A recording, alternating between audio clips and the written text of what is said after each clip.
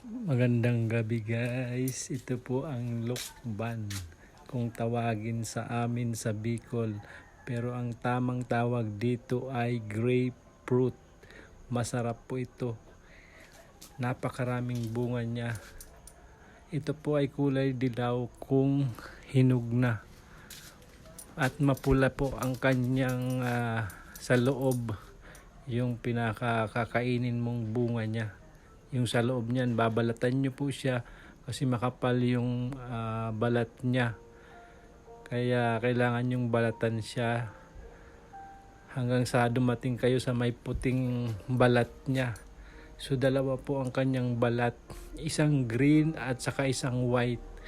Yan po ang tatanggalin nyo bago nyo makuha ang kanyang pinaka matamis na bunga na kanyang grapefruit.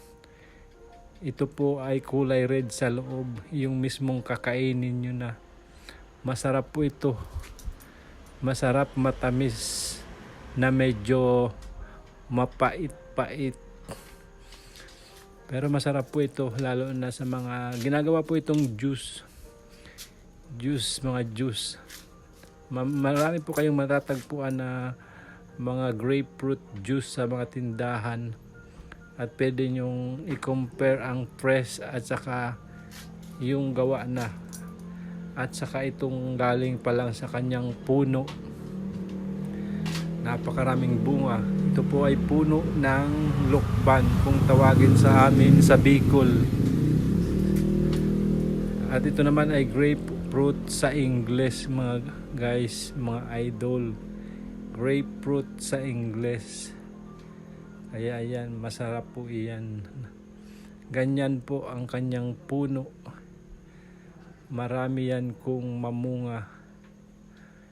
Matatagpuan yan sa mga bundok-bundok. At pwede nyong itanim din sa inyong mga bakuran. Masarap yan guys. Lalo na kung kayo'y nagre-relax. Pwede nyo sang habang kayo ay nagre-relax kumakain ng ganyan.